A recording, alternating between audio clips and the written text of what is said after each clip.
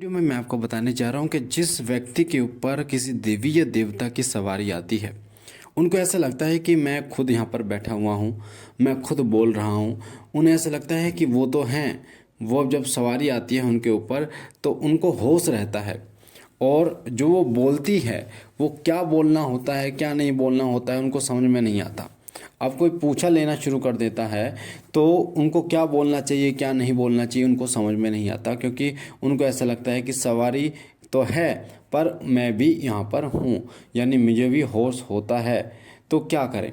ऐसा क्यों होता है कि आपको भी होश होता है और आपको क्या ऐसा बोलना चाहिए? तो वीडियो ध्यान से सुनना बारीकी से, और ख़ास तौर पर उन बच्चों के लिए वीडियो है जिनके ऊपर सवारी आती है, जिन्होंने गुरु धारण नहीं किया है या जिन्होंने गुरु धारण कर भी लिया है, उनके ऊपर ये विशेष वीडियो है। कई बार बिना गुरु की सवारी आपके ऊपर आ जाती है, खेलना शुरू कर देती है। घर वाले जो हैं वो खुश हो जाते हैं कि हाँ सवारी आ रही है, सिर झुकाना शुरू कर देते हैं। और जिसके ऊपर सवारी आ रही है उसके अंदर भी एक बहुत अच्छी खुशी आ जाती है कि हाँ सवारी आ गई है। अब क्या करते हैं, घर वाले पूछना शुरू कर देते हैं, मेरे लड़का होगा या लड़की होगी, उसका एक्सीडेंट कैसे हो, यानी अपने बारे में बहुत सारी चीज़ें, क्योंकि घर की मुर्गी दाल बराबर। तो घर पे सवारी आ रही है तो वो सारी चीज़ें पूछना शुरू कर देते हैं। एक प्रश्न, दो प्रश्न, तीन प्रश्न पूछना शुरू कर देते हैं। अब जो बैठा व्यक्ति होता है जिसके ऊपर सवारी आ रही होती है उसको अपना होश रहता है, उसका अपने शरीर पर कंट्रोल नहीं रहता, पर उसको ये पता होता है कि ये क्या पूछ रहे हैं। अब वो सवारी जिसको आ रही है वो कुछ ना कुछ तो बोलेगा ही। जब सवारी आ रही है और पूछ रहे हो आप तो कुछ ना कुछ बोलेगा, फिर क्या होता है, वचन झूठे हो जाते हैं। माँ आपने तो ऐसे बोला था और ऐसा हुआ ही नहीं, इसका मतलब फिर वो डाउट करना शुरू कर देते हैं कि सवारी जो है वो देवता की नहीं है, ये देवी की नहीं है, ये सवारी किसी और की है। भक्तों पर जाते हैं और फिर भक्त उसकी शक्ति को उतार लेते हैं। ठीक है, इस तरीके की दिक्कतें आती हैं।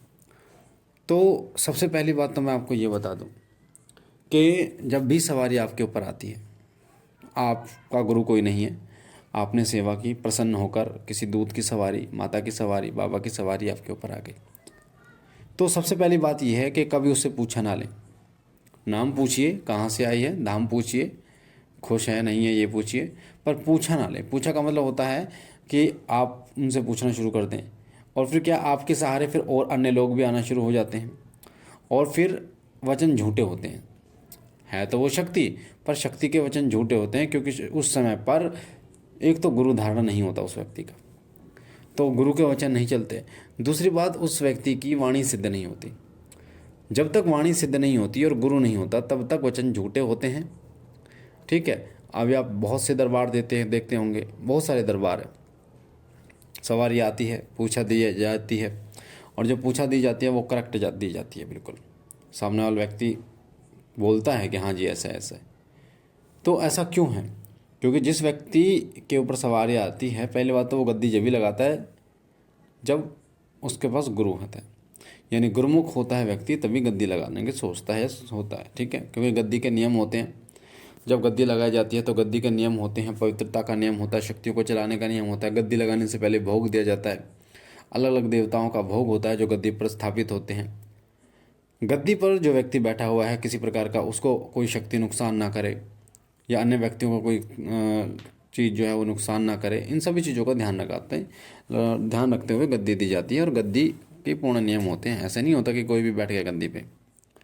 तो अब गद्दी पे जब दी जाती है तो अगर आपके ऊपर सवारी आ गई और आपने पूछा लेनी शुरू कर दी तो दिक्कत ये होगी, वचन झूठे होंगे, फिर आपके बदनामी होगी, और आस पड़ोस वाले भी आने शुरू हो जाएंगे खेल कूद देख कर, फिर आपकी और ज़्यादा बदनामी होगी। तो आपको ये समझना चाहिए, अगर सवारी आ रही है तो सबसे पहला काम करें वो गुरु धारण करवाएं उनका। ठीक है, गुरु धारण करना बहुत ज़रूरी होता है, बिना गुरु के सवारी शक्तियाँ नहीं चलती। क्योंकि गुरु क्या करेगा, वाणी सिद्ध होना और गुरु होना, ये क्या होगा कि जब आपको गुरु मिलेगा तो गुरु आपको एक, सबसे पहले कोई भी गुरु जब आपको शिष्य रूप में स्वीकार करता है तो उसके बाद वो आपको ना एक साधना करवाता है। जब गुरुमुख करता है तो आपको साधना देता है। वो साधना 21 दिन 41 दिन की भी होती है, 11 दिन की भी होती है। उस साधना में वो देवता जागृत हो जाते हैं, आपकी वाणी जागृत हो जाती है, मंत्र देते हैं गुरु मंत्र, और गुरु मंत्र के द्वारा आपकी वाणी सिद्ध हो जाती है। तो एक तो गुरु मिल गए आपको, एक आपकी वाणी सिद्ध हो गई। समझ रहे हैं आप मैं क्या कहना चाह रहा हूँ? तो अब क्या वचन झूठे नहीं हो, अब जो सवारी आएगी वो पूर्ण वेग से आएगी। और कई लोग ये भी कहते हैं कि गुरुजी मुझे अपना होश रहता है, लगभग 30 से 40% मैं रहता हूँ। तो जब सवारी वेग से आएगी ना, तब आपके साथ ऐसा नहीं। तो ये दोनों काम होने के बाद ही एक व्यक्ति जो है उसके वचन सत्य होते हैं।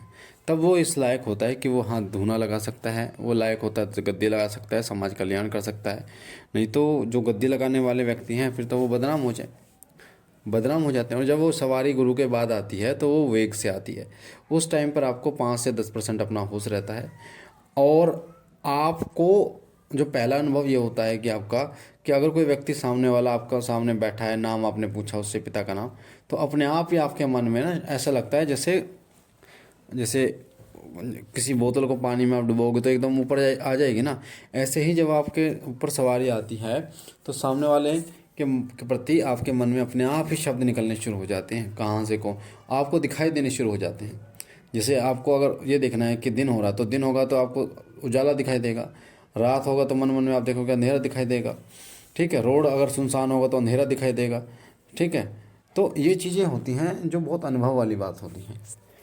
तो इस वीडियो को बनाने का मकसद ये था कि आपको ये पता चले कि जो सवारी आती है वो सवारी कैसे आती है, और उस सवारी के दौरान आपको क्या महसूस होता है, और वह सवारी के वचन क्यों झूठे हो जाते हैं।